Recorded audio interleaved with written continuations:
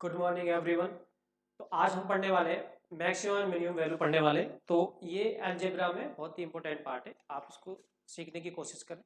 और जो मैं कॉन्सेप्ट बता रहा हूँ उसमें मोस्टली मैक्सिमम मिनिमम की वैल्यू निकल जाती है। जैसे कि आप देखें यहाँ पे सबसे पहले कॉन्सेप्ट जान लेते हैं कि इसमें जो है कॉन्सेप्ट क्या है कि कोई भी अगर यहाँ पर वैल्यू दे रखी है, जैसे कोई भी अपोजिट नंबर दे रखे हैं x plus one upon x, ये एक अपोजिट नंबर है जैसे कि 2 1/2 ABC, इस तरीके से आप ध्यान रखिए।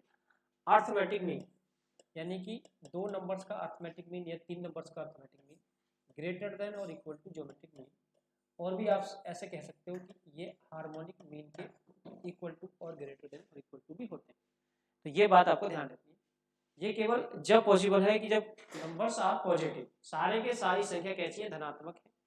अगर ये संख्या ऋणात्मक हो जाएंगी, अगर ये संख्याएं ऋणात्मक हो जाएंगी तो ये आपका रिवर्स हो जाएगा, ये नेगेटिव नंबर्स के लिए हो जाएगा, नेगेटिव नंबर्स के लिए आपका ये आ जाएगा, यानी कि ये आपका आ जाएगा। फिर नेगेटिव नंबर्स में ये अप्लाई होता है, फिर ये चीज अप्लाई होती है नेगेटिव नंबर्स के लिए। ठीक है, ये बात ध्यान रखें। अब ये कहोगे सर ये कैसे निकालते हैं, मान लो तीन नंबर्स दे रखे हैं आपको और इसको हमें अर्थमेटिक मीन लेना है। तो आप ध्यान रखेंगे ए बी और C divided by 3 greater than और इक्वल टू, यहाँ पर जब तीन नंबर है तो क्यूब रूट, फोर नंबर है तो फोर्थ रूट, और दो नंबर है तो रूट।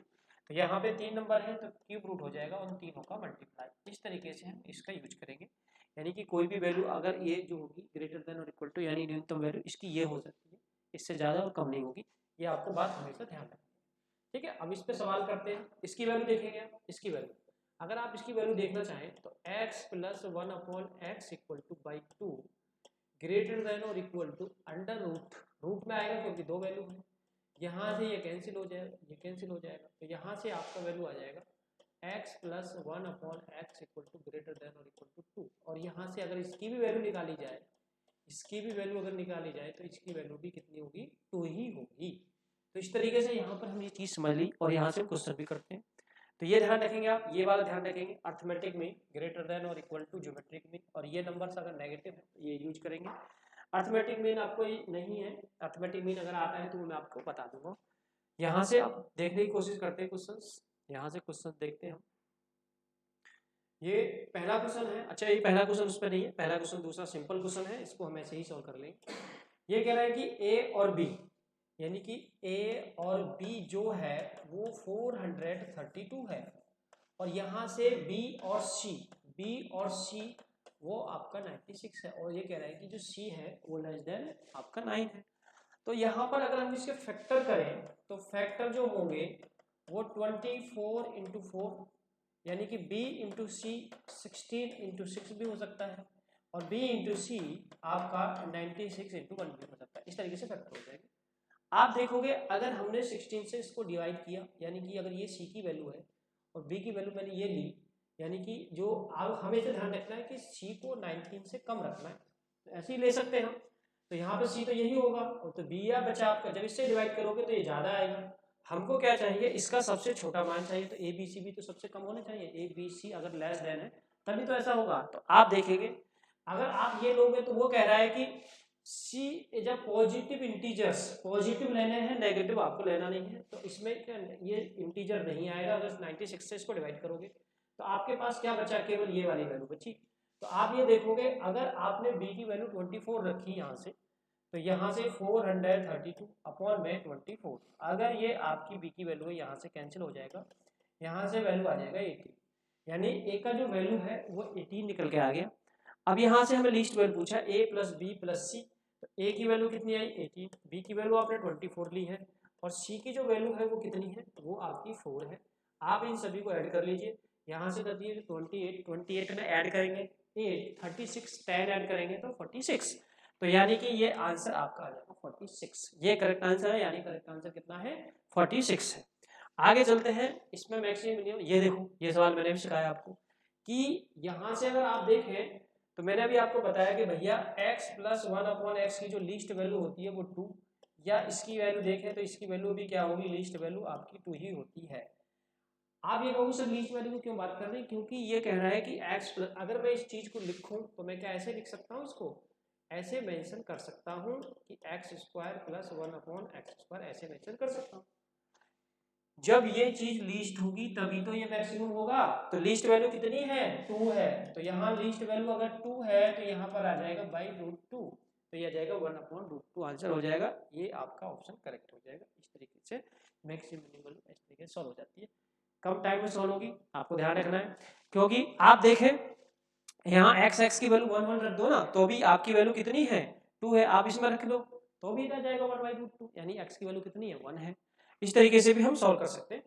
यहाँ से अगला सवाल देखें, अगले सवाल में ये कह रहा है, यहाँ पे ये सवाल देखेंगे तो ये सवाल में ये कह रहा है कि x + 9 = z, y + 1 = z, x + y < z + 5 2x + y, आपको ये बताना है।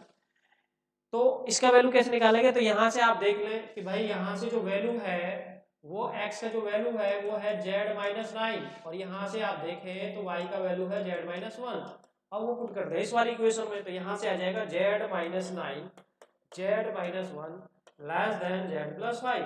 तो यहाँ से जब इसको कैलकुलेट करोगे तो z का जो वैल्यू है <15, यानी कि आपको वैल्यू z का लेना है <15।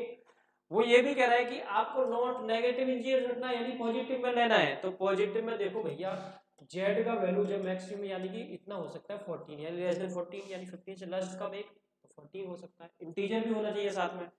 तो यहाँ पर जब भी तो ये मैक्सिमम हो सकता है, y मैक्सिमम आ जाएगा कितना, y आ जाएगा 13 और z यहाँ से लिखोगे तो x बराबर कितना आ जाएगा 5। ये x की वैल्यू है और ये जो है y की वैल्यू कितनी आ गई, यहाँ से y की वैल्यू आ गई 13, तो y की वैल्यू आपकी है 30, ये आपकी y की वैल्यू है। आगे आपकी y की वैल्यू 13, x की value 5, put here this value find out.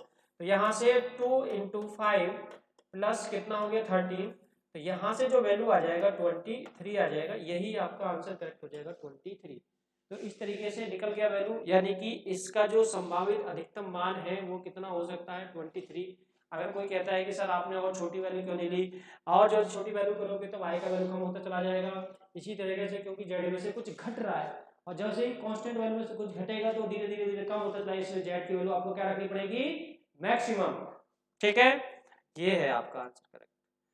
आगे चलते हैं भैया, ये वाली देखो, ये खतरनाक सा सवाल दिख रहा है, देखने में खतरनाक है, ऐसा कुछ है नहीं सवाल में, आता जाता है सवाल में, कुछ नहीं है, बहुत अच्छा सवाल है भाई। सबसे पहले हमने अभी सीखा कि x + y = 102 है, तो हम सबसे पहले यहाँ अगर इसको सॉल्व करा जाए तो भैया इसमें दो चीजें निकल के आएंगी। इसको सॉल्व कर लो तो यहाँ से सॉल्व करने के बाद आ जाएगा 1 + 1/x + 1/y + 1/xy, ये चीजें यहाँ से निकल के आएंगी। इसे और सॉल्व करोगे तो ये आ जाएगा 0 1, इसको सॉल्व करोगे तो यहाँ से आ जाएगा 1 + x + y और यहाँ पे आ जाएगा xy, ये चीजें निकल के आपकी आ जाएंगी आपके सामने xy।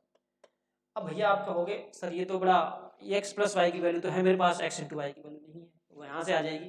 तो अभी मैंने आपको क्या सिखाया, अर्थमेटिक मीन, यानी कि दो नंबर xy हैं divided by 2 greater than equal to कितना √xy।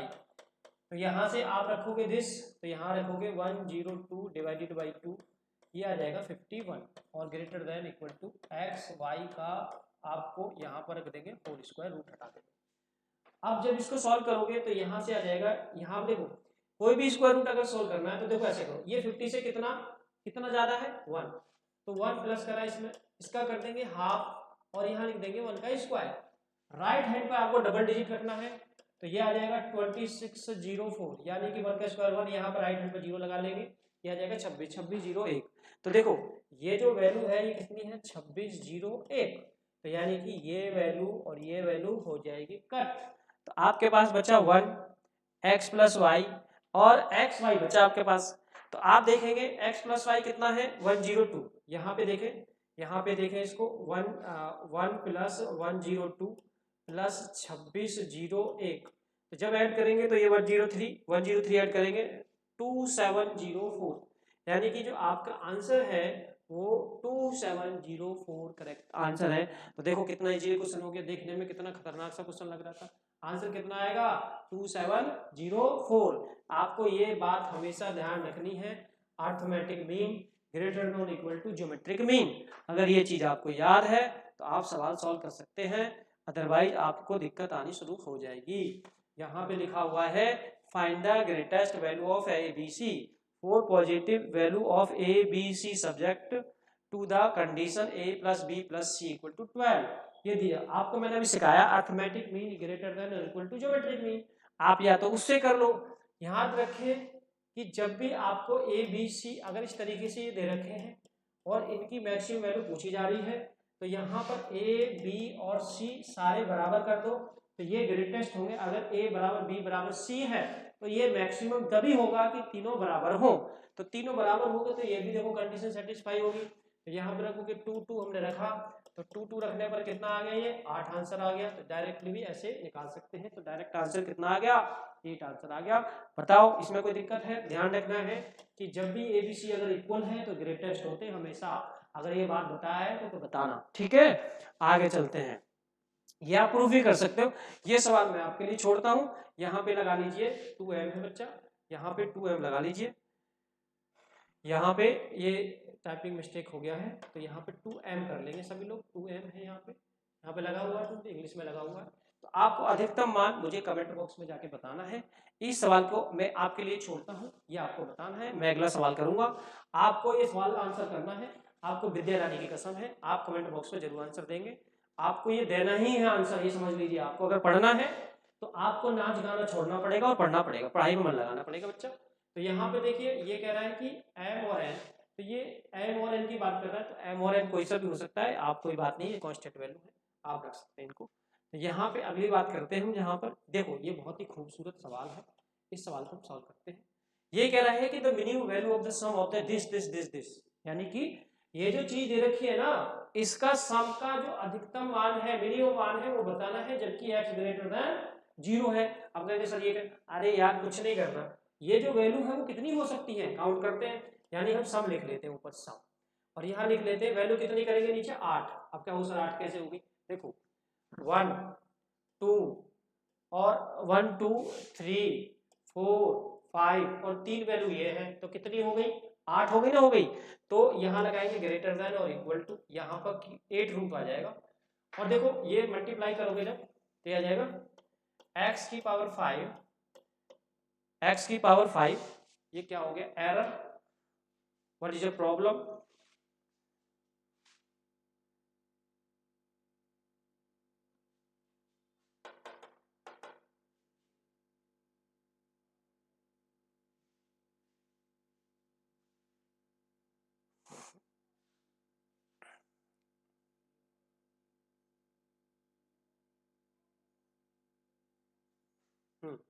थोड़ा सा क्षमा चाहेंगे, थोड़ा सा दिक्कत हो गई। चलो यहाँ पे क्वेश्चन सॉल्व करते हैं, यहाँ फिर से जाते हैं वहीं पे, कोई दिक्कत वाली बात नहीं है, थोड़ी देर पहुंच जाते हैं।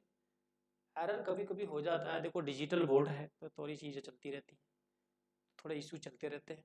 आप परेशान ना हो, वहीं पहुंच रहे हैं, टेंशन ना लें आप लोग। हाँ यहाँ पे थे, ये तो हमने कर लिए सारे सवाल, मैक्सिमम मिनिमम पढ़ रहे थे।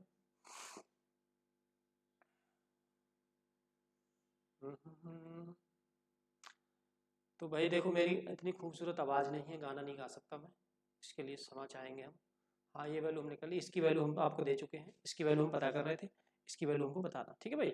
हाँ तो ये लिखा हुआ है यहाँ पे आ रहा है, तो हम लिख रहे थे x माइनस कितना है 4 है, और यहाँ लिखेंगे x minus 3, x minus 3, x minus 3, बच्चा ऐसे लिखना पड़ेगा आपको, ध्यान रखना। तो यहाँ पर लिखेंगे x माइनस 8, x माइनस 10 और इंटू 1, ये है देखो 5 9 और 9 18, माइनस का 18 और प्लस का 18। अब किसी की प्लस का 18 माइनस का 18 घटेगा तो 0 हो जाएगा, किसी की पावर 0 होती है तो उसकी वैल्यू 1 हो जाती है। तो यानी कि ये भैया पूरा का पूरा कितना हो गया, 1 हो गया।